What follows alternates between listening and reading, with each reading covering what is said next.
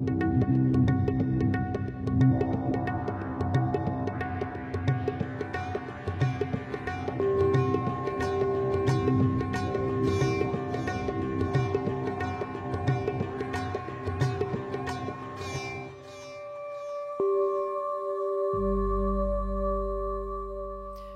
à tous et merci de votre fidélité. C'est avec une grande joie que nous vous retrouvons ce dimanche matin sur France 2 pour une nouvelle émission que nous consacrons aujourd'hui à un personnage fondateur et central dans le bouddhisme zen, puisqu'il s'agit de Bodhidharma. Ce fils d'un roi brahmane du sud de l'Inde partit très âgé pour la Chine et y introduisit le zen. Ce personnage quasi légendaire, car on ne sait que très peu de choses de lui, se démarque, comme nous le verrons, par une transmission spéciale en dehors des Écritures pour révéler directement à chaque homme son essence ultime. Alors, qui était plus précisément Bodhidharma? Que sait-on de sa vie? En quoi s'est-il démarqué des écoles du bouddhisme? Et enfin, quel est son héritage? C'est ce que je vous propose de voir avec notre invité, Taikan Gyoji. Taikan Gyoji, bonjour. Bonjour, Aurélie. Alors, vous pratiquez le bouddhisme dans la tradition zen depuis 1968. Vous êtes l'un des premiers occidentaux, d'ailleurs, à avoir vécu de nombreuses années dans un monastère au Japon, où vous avez reçu la transmission. Et vous êtes le fondateur du Centre de la Falaise Verte, c'est donc en Ardèche, et représentant du Zen Rinzai rattaché à Myoshinji pour l'Europe depuis votre intronisation officielle par Yamada Mumon Roshi en 1976. Merci beaucoup d'être avec nous aujourd'hui. Alors, rentrons tout de suite dans le vif du sujet. Qui était Bodhidharma? Alors, comme vous l'avez dit, on ne sait pas grand-chose de lui, en fait. Il est soit venu du sud de l'Inde, soit de Perse. Mm-hmm. Et il est arrivé en Chine et il s'est débrouillé un petit peu avec ce qui existait déjà à l'époque, mm-hmm. le confucianisme, le bouddhisme et le taoïsme. Mm-hmm.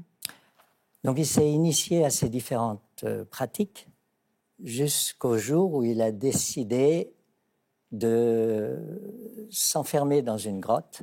On a une très belle calligraphie ici. Est-ce que c'est justement une calligraphie qui représente Bodhidharma dans sa grotte? Tout à fait. On représente toujours Bodhidharma avec de grands yeux parce qu'il n'était pas asiatique. Mm-hmm. Et puis aussi, pour une autre raison, il est resté 9 ans dans cette grotte en ayant défini comme principe d'arriver à l'éveil, à la réalisation de soi. Et lorsqu'il s'endormait, assis les jambes croisées, il n'était pas content de ça. Alors, à un moment donné, il s'est arraché une paupière, puis la deuxième, et les a jetées devant lui. Comme ça, il n'avait plus l'occasion de fermer les yeux, donc de ne plus s'endormir. Très bien. C'est très fort. C'est très fort. Alors, précisons quand même, parce qu'on ne l'a pas dit, qu'on situe la vie de Bodhidharma entre 470 et 543 de notre ère. Alors, en quoi est-ce qu'il s'est démarqué des autres écoles du bouddhisme? Dans les différentes écoles que je citais, confucianisme, taoïsme, etc., beaucoup de pratiques dévotionnelles avaient lieu. Beaucoup de prières, beaucoup de rituels. Et il pensait, lui-même a pensé ou senti que ça ne servait à rien, ou en tout cas pas à grand-chose. Et que ce qui était important, c'était d'arriver au fond de soi-même. D'aller tout droit, comme vous dites. D'aller tout droit. Ouais. Voilà. Donc, il a rejeté un peu tout ça. Et c'est dans ce sens qu'il s'est démarqué des autres écoles spirituelles. Du bouddhisme. Ouais. Alors, on pourrait résumer son enseignement aussi peut-être à travers 3 phrases qu'il aurait énoncées. Et j'aimerais qu'on les commente une par une. Oui. Donc, une transmission spéciale en dehors des Écritures, aucune dépendance à l'égard des mots et des lettres, et voir dans sa véritable nature et atteindre l'état de Bouddha.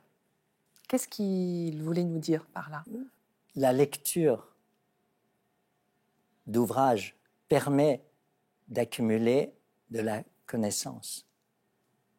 On peut savoir beaucoup de choses sur le zen, sur le bouddhisme, sur la spiritualité, mais ça ne veut pas dire qu'on a réalisé sa véritable nature. Sans dépendre des mots et des écritures, arriver à l'éveil. C'est ça. Réaliser sa véritable nature, c'est voir le fond de soi-même. Voir le fond de soi-même, tant qu'il y a des pensées qui viennent perturber cette tentative d'accéder au fond de soi-même, on ne le verra pas. Donc, voir dans sa véritable nature contient l'état qu'on appelle samadhi, qui est la non-pensée. Alors cet état, justement, on y arrive en pratiquant zazen. Hein, c'est ce qu'a fait Bodhidharma. Oui, le zazen est un outil pour arriver à cet état. Alors justement, ce qui est au cœur du zazen, c'est la respiration, qui est vraiment essentielle. Hein. Absolument. La respiration, dès lors qu'elle se fait sans qu'on ait à décider d'inspirer ou d'expirer, nous échappe complètement. Si vous décidez de courir, les respirations s'accélèrent, mais vous n'avez pas besoin de vous dire « il faut que j'accélère mes respirations ». Et le fait que les respirations ont une si grande importance, on ne sait pas ce qu'il faut faire avec. Et pourtant, c'est l'outil, toutes les disciplines à partir de l'hindouisme, du confucianisme, du taoïsme, qui existaient déjà avant le bouddhisme en Chine, contiennent des exercices respiratoires. Oui, c'est le dénominateur commun à toutes ces traditions spirituelles. Absolument. Hein. Ce qui n'existe pas chez nous.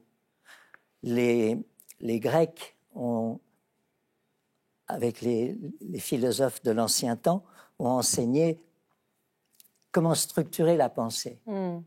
Mais l'Asie a enseigné comment structurer la respiration. Dans le yoga, par exemple, il existe de nombreuses techniques de respiration, ce qu'on appelle les pranayamas.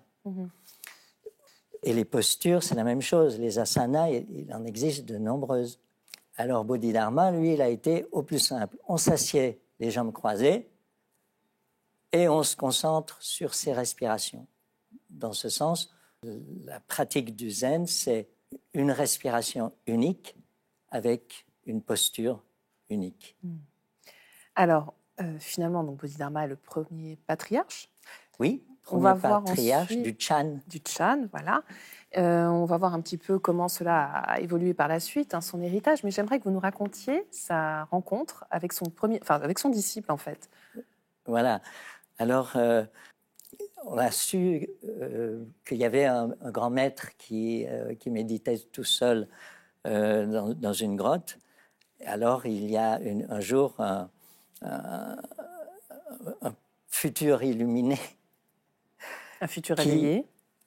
Voilà, qui est allé devant la grotte de Bodhidharma en attendant un enseignement, un encouragement, un mot.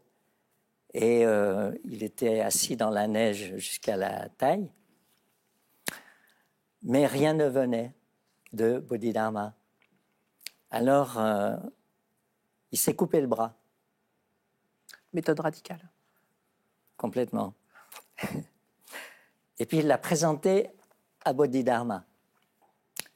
Et Bodhidharma a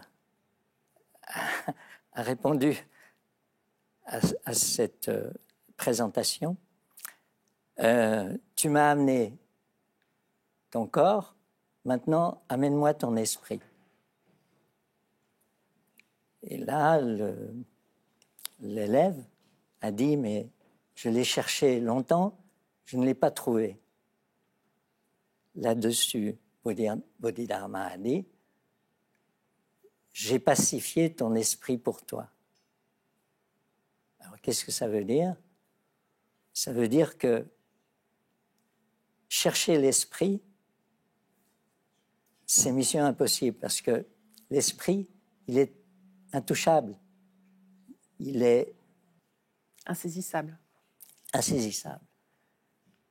Donc, vouloir chercher l'esprit, c'est ne pas réussir à le trouver d'emblée. Alors, pour conclure cette émission, oui. Taikan Joji, justement, un petit mot sur les différents autres patriarches qui ont prolongé justement cet enseignement de Bodhidharma. Et il y a eu 6 patriarches du Zen à partir de Bodhidharma. Et c'est le dernier, Huineng, qui a fait que le Chan, donc le Zen, s'est propagé en Chine, pour commencer, puis après est allé en Corée, et le Chan s'est appelé Chen, et après de la Corée au Japon, s'est appelé Zen. Voilà comment s'est passée la transmission, qu'on appelle la transmission de la lampe, de la lumière. Ah, de la lumière. Justement, moi, j'aimerais qu'on termine cette émission en revenant à Bodhidharma et à cette très belle calligraphie. Qu'est-ce qui est inscrit dessus, Taikan Joji?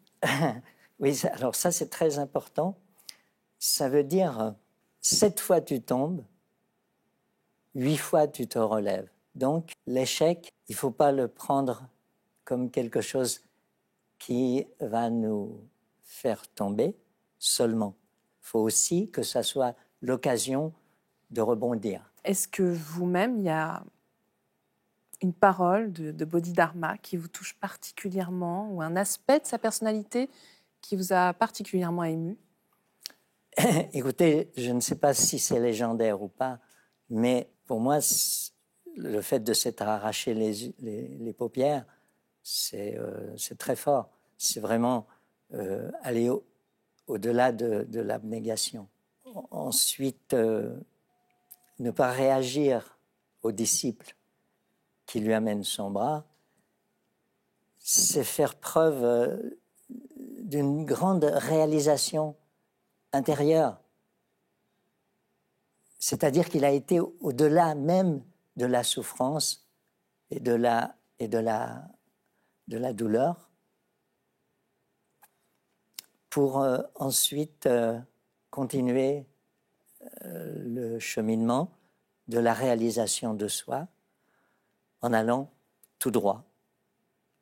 Oui, c'est comme ça qu'on pourrait résumer cet enseignement. Une dernière petite question, c'est vous-même qui l'avez réalisé, cette calligraphie? Et non, c'est une calligraphie de mon maître qu'il m'a donnée lorsque j'ai quitté le monastère. Au Japon? Au Japon. Merci en tout cas énormément et infiniment, Taikan Joji, de nous l'avoir amené. C'était un très très beau cadeau. Merci à vous d'avoir été avec nous aujourd'hui. Je vous en prie. Merci. Avant de nous quitter, voici quelques pistes de lecture que nous vous proposons, avec tout d'abord 2 livres de notre invité. Le premier publié chez Almora, Promenade au bord du vide, les non-pensées d'un maître zen.